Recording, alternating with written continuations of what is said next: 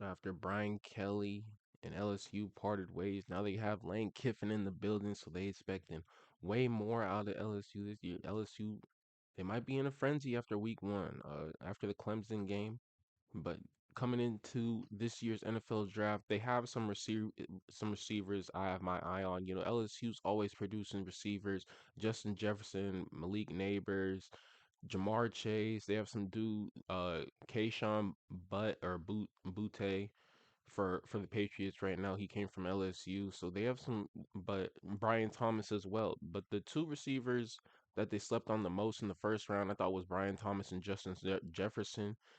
Jalen Rager went before Jefferson. We all know the story. The Eagles picked Jalen Rager. I mean, Jalen Rager was like a six. He was even shorter than Justin Jefferson, and Justin Jefferson was putting on tape. They thought Justin Jefferson couldn't run every route. They thought he was like a one-trick pony, which was not true. Justin Jefferson can pretty much run every route. Like there's no, he's the best receiver in the league. In my opinion, could be the greatest receiver of all time. Honestly, the way how he moves, Jerry Rice is him too, but I don't know. Jerry can't. Justin Jefferson moving different. That's all I'll say. But coming into this year's draft, y'all, they have LSU has Aaron Anderson, Chris Hilton Jr., Barian Brown, and I'm always missing one guy, man. What is that one guy? Aaron Anderson, Barian Brown. I'm missing somebody. Stick with me though. Xavier Thomas, and all these guys that are coming into the draft from LSU this year, y'all. None of them are over 6'3" or 6'2", like 6'2", things like that. These guys, how they run the ball.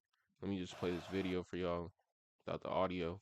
But how they run the ball, how these guys play the position is, Xavier, Barry, all of them are 5'10". Scrawny, the NFL is looking for these guys to be burners at the next level and like burner beat the safety, beat the corner, and that's what some of these guys did. But how they use them at LSU, Brian Kelly was throwing them in the backfield all the time. Mostly it was screen passes, mostly it was behind the yard to scrimmage and see what you can do with it. And it wasn't a lot of like, motion, I would say, putting these guys in the right position. These guys had to work for like yards after catch and things of that nature. So hopefully they get a shot in the league, and them being so small, like 5'10", 5'11", 6 foot, Makai Lemon's that height, Carnell Tate is about 6'3", and he can go grab one out the air. Jordan Tyson's about 6'2", 6'3", so those guys are going to go first round.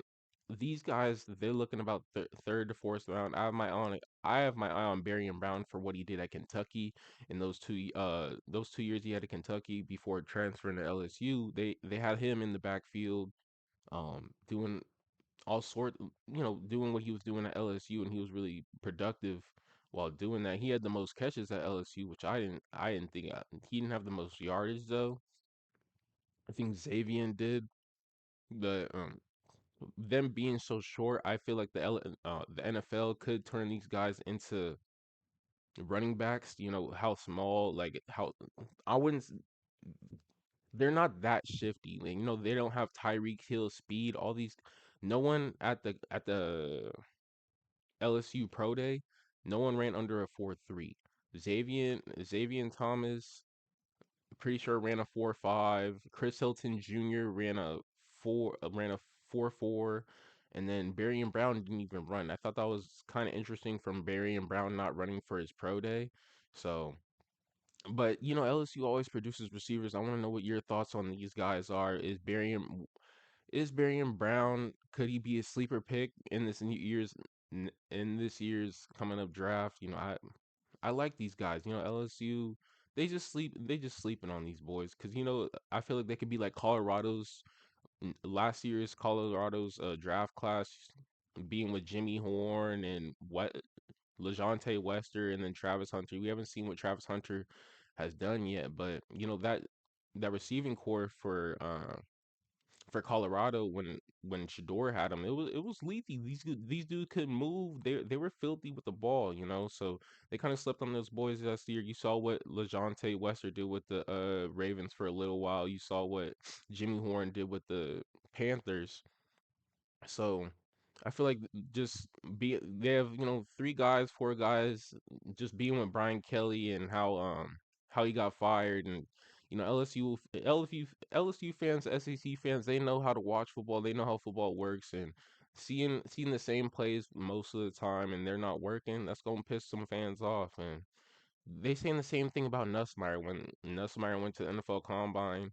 They're like, hey, like we see some things from Nussmeier that we didn't see during the season. He looks better now than what he did during the season.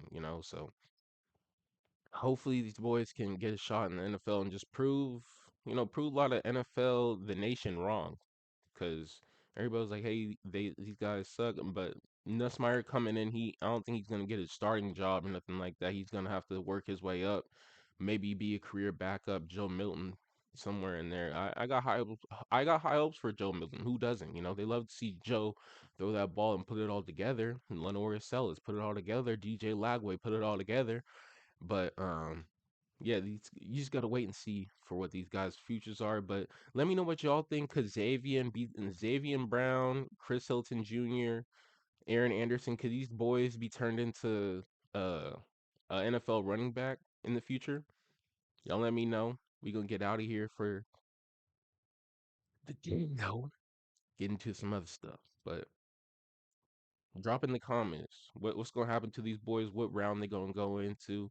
Do you think one of them could sniff the second round? I don't think any of them are gonna sniff. Maybe the third or third is where they might go, but that's a little still too high. You know. Let's